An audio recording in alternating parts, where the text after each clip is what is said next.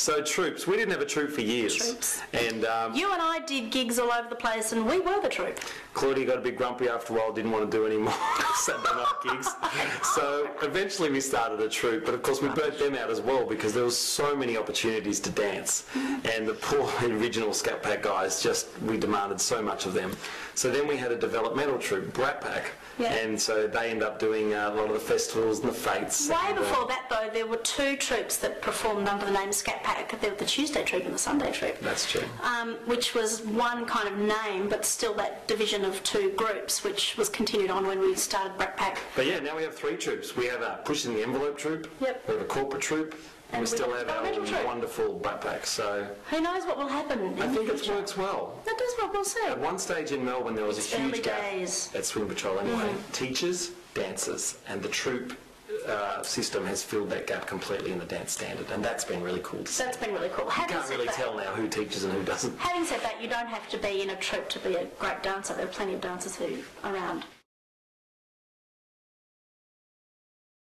One of the things that I'm very proud of Swing Patrol for is the building of growth of swing and of social dancing too, I think, in Melbourne and wider.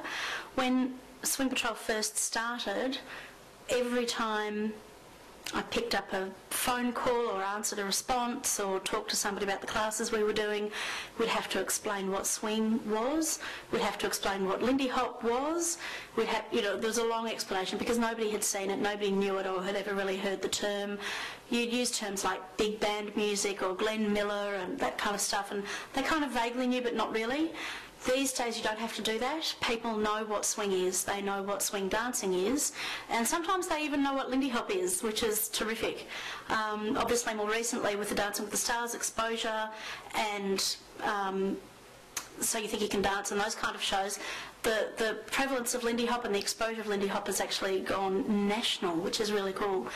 So it's interesting to know. I've even been in the situation where a stranger has said, "Oh, you do swing dancing? Oh, there's been a big resurgence in swing dancing," and you just sort of smile and say, "Yeah, there has," and that's really great. And I know that Scotty and I and Swing Patrol are a big part of that, and to have that come full circle from a stranger is incredibly rewarding because it's going far and wide.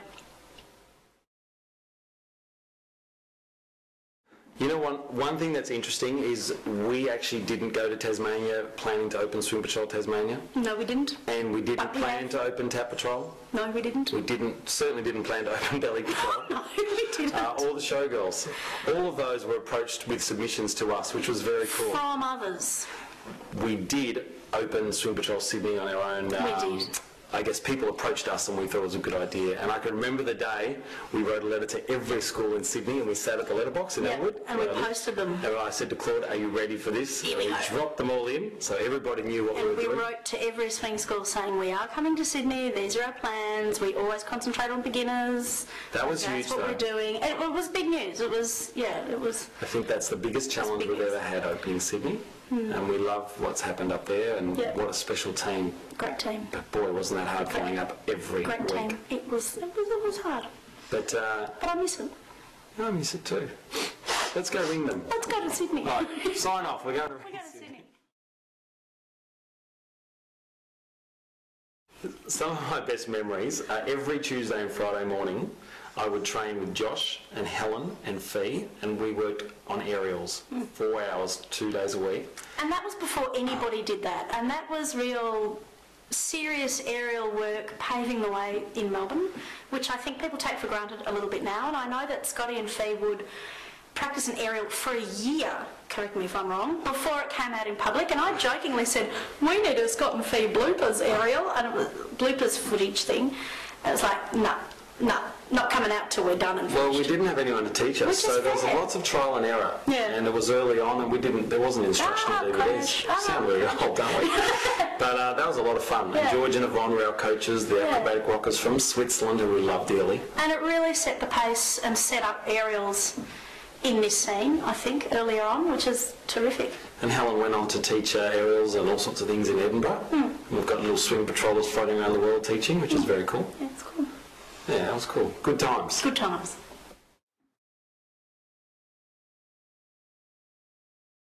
So it's the 10th year, Claude.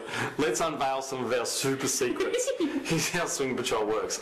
I usually have some wacky idea and I ring Claude and I go, Claude, I've got this great idea. And it's usually ridiculous in terms of I haven't done any costings. And when Scotty says, Claude, you're going to love it, I know, okay. So a week later, Claudia still hasn't got back to me and I'm going, Claudia, what about that email? And Claudia's waiting. And I take 3 days to process things, and Scotty's a spontaneous guy. So sometimes I don't always get the information, and there's this idea halfway down the process before I find out about it, because he's just fast-tracked it. It's like, oh, okay, oh, I didn't know about that. All right, I'll get on board with that and try and get in there on its merry way. So sometimes it makes us visionary and sometimes it's a train wreck. And sometimes it's executed with enthusiasm too fast, and sometimes I sit on it for too long. So it ends up being a good balance, and more than anything, we have a great time laughing about it afterwards. Right now. There you go, that's our secret. That's the secret. So politics, the first few years I was a little bunny and Claudia kept me right away from it, and Claudia's like, let me deal with that.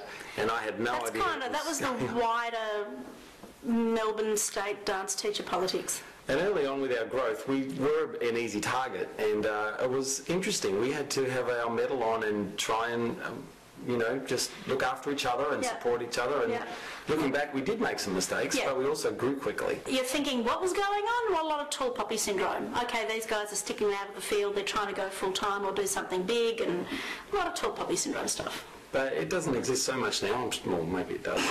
Maybe it doesn't. No one tells us. But I'm sure people are still talking about us, maybe.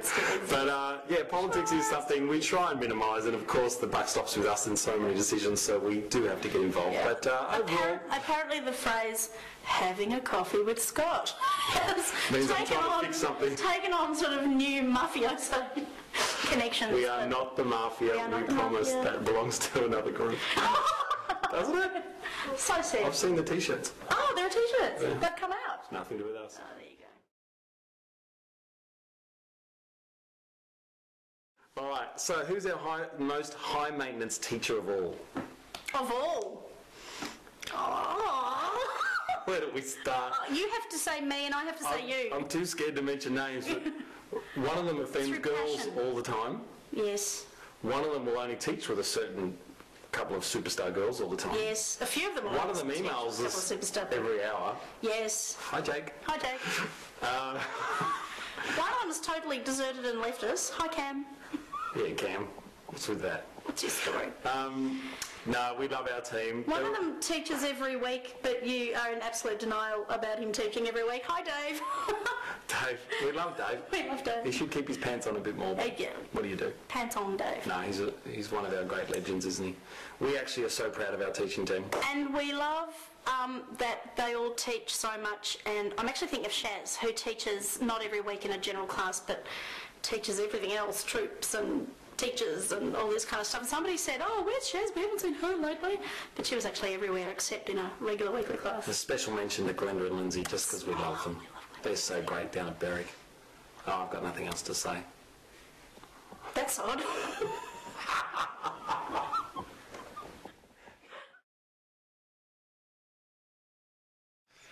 Have we made some mistakes? We've made some rippers. In fact, we've made some really poor ones early on where maybe we've upset people and not realised. But it's been a learning journey. I think we're a little more mature as a company now. But yeah, we've made some rippers. We've also done some great things, and we've had people come and study our business model from Tokyo, and I've been lucky enough to teach in Osaka, where people from small towns in Japan came and asked me about Swing Patrol because they've been studying us. And I've been dancing in Montpellier, France, where people have said, oh, I hear, I've heard about Swing Patrol, can I ask you some questions? I've had people drive down from Germany to Zurich to interview me about our business model. So yeah, people have noticed our unique business model that was built on nothing but our own ideas. And so yeah, we've made mistakes, we've made some brilliant decisions, and that'll probably be pretty much how the next 10 years goes as well.